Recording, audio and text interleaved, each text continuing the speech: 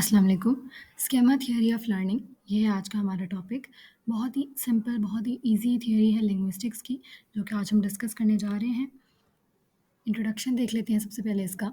Concept जो था schema learning theory का, वो प्रेज़ेंट किया गया था 1932 में सर फ्रेडरिक बार्टलेट के थ्रू, जो कि एक ब्रिटिश साइकोलॉजिस्ट थे। लेकिन ये भी समझा जाता है कि जो इसका मेन कॉन्सेप्ट है स्कीमा का, बेसिकली वो जीन पियाजे की तरफ से दिया गया था 1926 में, और फिर उसको फर्दर डेवलप किया गया था रिचर्ड एंडरसन की तरफ से।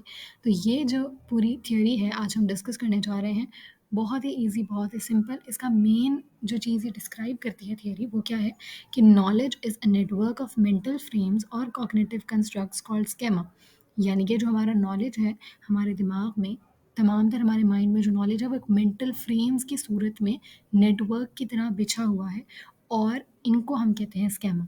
अब ये चीज़ मैं आगे फर्दर बताती हूँ आपको, तो आपको जाके समझ आएगा। और ये जो नॉलेज के मेंटल फ्रेम्स के अकॉर्डिंगली उनके तरीके से बिछने का एक जो प्रोसेस है, वो सारा स्केमा थ्योरी ऑफ लर्निंग के अंदर बताया जाता है।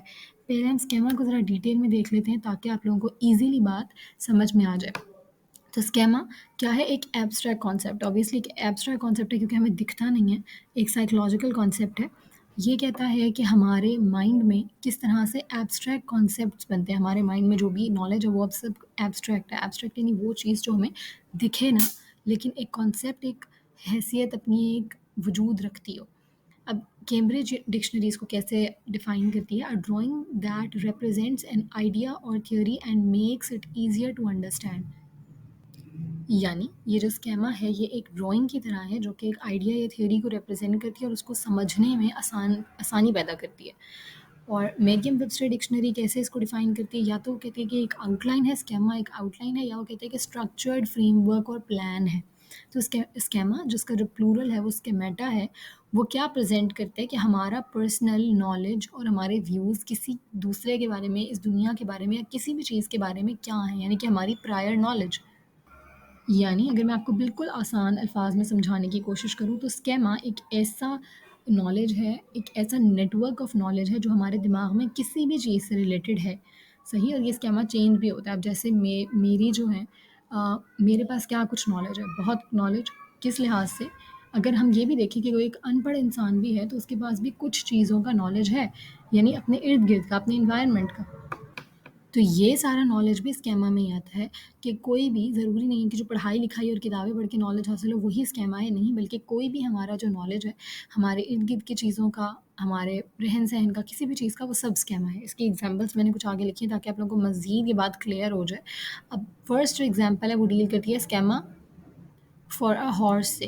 यानी कि अब जब एक छोटा बच्चा, एक छोटी बच्ची है, उनको अगर वो घोड़ा देखते हैं, वो अपने पेरेंट्स से पूछते हैं ये क्या चीज़ है, बताते हैं इट इज़ अ हॉर्स। तो अब उनके दिमाग में हॉर्स का क्या इमेज बना? उनके दिमाग में हॉर्स का इमेज बना कि ये बहुत एक लार्ज एनिमल है, जिसके बाल हैं, जिसकी 4 टाँगें हैं, जिसकी दुम है, ठीक है? कलर के लिहाज से बन सकता है, बट कलर्स क्योंकि हॉर्सेस में वेरी करते हैं, तो वो भी उनके स्केमा में वो चीज़ चली जाएगी। तो ये उनका एक स्केमा बन गया, एक पिक्चर बन गई हॉर्स की उनके दिमाग में। आगे अब वही बच्चा या वही बच्ची जब दूसरे किसी जानवर से मिलते हैं, फॉर एग्ज़ाम्पल काऊ से मिले, तो अब हो सकता है कि वो उस काऊ को देख के कहें कि ये हॉर्स है। क्यों? क्योंकि उनका जो स्केमा है काऊ वाला, वो हॉर्स वाला, सॉरी, वो काफ़ी ज़्यादा उस काऊ से रिज़ेम्बल करता है, क्योंकि काऊ में भी तकरीबन वैसी ही ख़ुसूसियात हैं। बट ये है कि जो काऊ का साइज़ है वो हॉर्स जितना ऊँचा नहीं है। तो यहाँ पे उसके पेरेंट्स जब उसको बताएँगे कि नहीं ये हॉर्स नहीं है बट इट इज़ अ काऊ, तो यहाँ पे उसका स्केमा में थोड़े से चेंजेज़ आएँगे, जिससे उसको डिफ़रेंशिएशन आएगी हॉर्स और काऊ के दरमियान। तो यानी जो हमारा स्केमा है वो हमारी नॉलेज है, प्री एक्जिस्टिंग नॉलेज, जो हमें किसी भी चीज़ के बारे में होती है। लेकिन वो मॉडिफ़ाई भी हो सकती है जब हमें न्यू नॉलेज गेन होती है। इसी तरह से अगर आपके सामने आपका कोई फ्रेंड है, वो खड़ा हुआ है, आपसे बता रहा है कि मैं कल इधर गया, उधर गया, तो वो आपको कहता है कि कल मैं सुपरमार्केट गया। तो आपके दिमाग में सुपरमार्केट स्कैमा वहीं पे खुल जाता है। क्या सुपरमार्केट स्कैमा होता है हमारे दिमाग में? कि हमें पता है कि एक सुपरमार्केट के अंदर शेल्व्स हैं जिनके ऊपर फूड हैं, पैकेजिंग में पैकेट्स हैं, डिफरेंट बॉक्सेस हैं जिनमें चीज़ें डली हुई हैं, फिर शॉपिंग कार्ट्स हैं, बास्केट्स हैं, फिर चेकआउट काउंटर्स लगे हुए हैं, फिर सेल्समैन विमेन घूम रहे हैं लोगों की हेल्प करने के लिए। तो ये सारा जो है ये एक सुपरमार्केट स्कैमा है, जो कि हमारे दिमाग में बना रहता है। तो यहाँ पे मुझे लगता है आप लोगों को स्केमा क्लियर हो गया होगा कि स्केमा क्या होता है। हमारे दिमाग में एक नॉलेज प्री एग्जिस्टिंग किसी भी चीज़ के बारे में। तो आगे स्केमा की हम कोई टाइप्स भी देख सकते हैं। कुछ टाइप्स मैंने यहाँ पे डिस्कस किए हैं, बाकी काफ़ी लोगों ने मज़ीद भी इसकी टाइप्स बताई हैं। मैंने कुछ जनरल बेसिक टाइप्स यहाँ पे डिस्कस की हैं, जो कि है पर्सन स्केमा। पर्सन स्केमा यानी कि हम लोगों के बारे में कैसा सोचते हैं, हम किसी सामने वाले बंदे के बारे में क्या नॉलेज अपने दिमाग में रखते हैं। आप अपने उस दोस्त, कोई भी दोस्त आपका है, आप उसकी अपीयरेंस के बारे में कुछ इन्फॉर्मेशन रखते होंगे। मतलब अगर मैं आपसे आपके किसी भी दोस्त के बारे में पूछती हूँ जो कि अभी सामने नहीं मौजूद, तो आप बता सकते हैं कि उसके बाल ऐसे हैं, उसकी कलर ऐसा है, उसका स्किन कम्प्लेक्शन ऐसा है, उसकी हाइट ऐसी है, उसका वेट ऐसा है, उसकी आँखें ऐसी हैं। तो हम उसकी अपीयरेंस के बारे में बहुत कुछ जानते हैं, जो कि हमारे स्टोर्ड है मेमोरी में। तो ये उसका स्केमा है। इसके अलावा ना सिर्फ अपीयरेंस, बल्कि हम उसकी बिहेवियर, उसकी पर्सनैलिटी, उसके लाइक्स, उसके डिसलाइक्स सब कुछ बता सकते हैं। तो ये सारा कुछ पर्सन स्केमा होता है हमारे दिमाग में, एक पर्सन के बारे में नॉलेज। फिर हमारे पास सेल्फ स्केमा भी है, यानी हमारी सेल्फ नॉलेज। हम अपने बारे में कुछ जानते हैं और अपने बारे में कुछ सोचते हैं, वो सारा सेल्फ स्केमाज में आता है। अब ये नॉलेज जो है ये करंट भी हो सकता है, यानी कि अभी हम कैसा आजकल कर रहे हैं, आजकल हम क्या कर रहे हैं, आजकल हम कैसे चल रहे हैं, हमें अपने अंदर क्या हैबिट्स पसंद हैं, क्या नापसंद हैं, क्या हम चेंज करना चाहते हैं, क्या इम्प्रूव करना चाहते हैं, वो सब कुछ सेल्फ स्केमाज में आता है। और इसके अलावा फ्यूचर सेल्फ को भी हम जिस तरह से देखते हैं वो भी सेल्फ स्केमा में आता है। जैसे कि अगर हम कहते हैं कि हम बड़े होकर ये बनेंगे, डॉक्टर बनेंगे, इंजीनियर, पायलट, टीचर, प्रोफेसर, कुछ भी हम कहते हैं, तो वो चीज़ जो है वो भी हमारे सेल्फ स्केमा में आती है। फिर है सोशल स्केमास। सोशल स्केमा क्या है कि हम किसी सोसाइटी में हैं, हम लोगों के बीच हैं, तो हमें कैसे बिहेव करना है, ये सब जो है ये सोशल स्केमा में आता है। जैसे फॉर एग्जांपल हम कहीं लोगों की किसी गैदरिंग में बैठे हुए हैं, तो वहाँ हमें पता है कि हमें लोगों के साथ रिस्पेक्टफुल रहना है। और अगर हमें पता है कि हम किसी रेस्टोरेंट में आए हुए हैं कुछ लोगों के साथ, तो हम कोशिश करते हैं कि चाहे सबसे पहले बिल हम पे कर दें, मतलब मुरव्वत में। तो ये चीज़ें जो है ये सोशल स्केमास का पार्ट है। इसके बाद हमारे पास आता है इवेंट स्कैमा।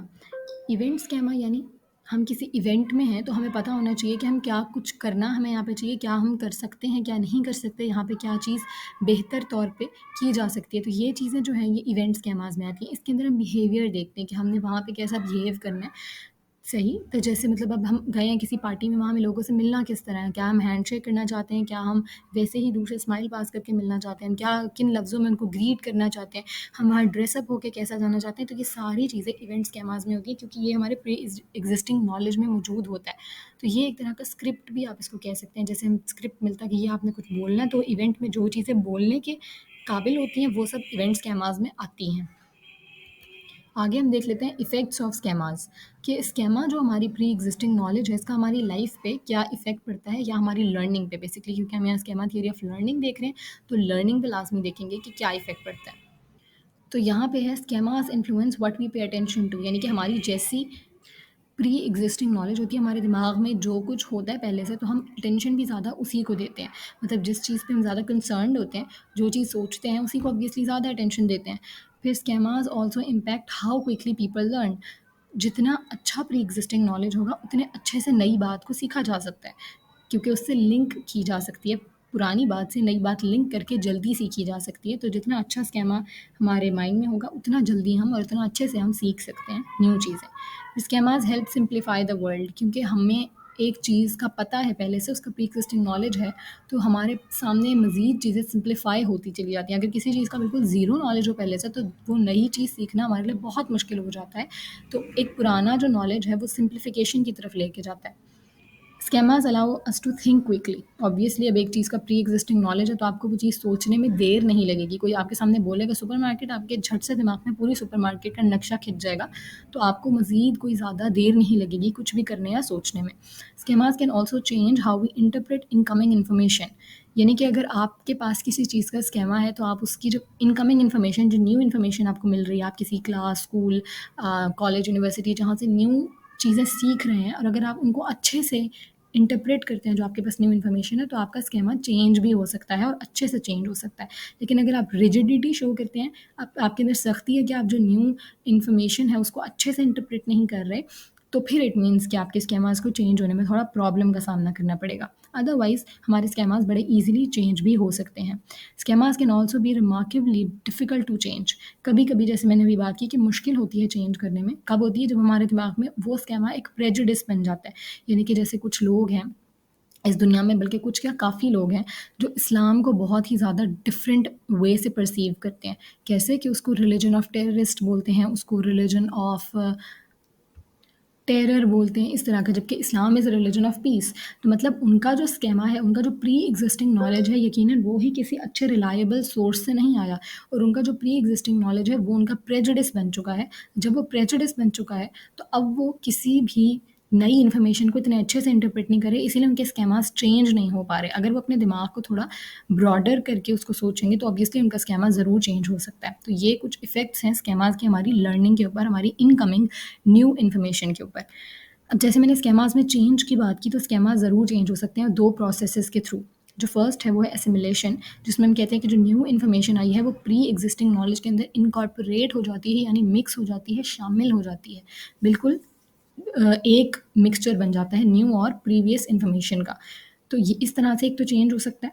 दूसरा जो है वो ये है अकोमोडेशन। अकोमोडेशन कहते हैं कि existing schemas might be altered और new schemas might be formed.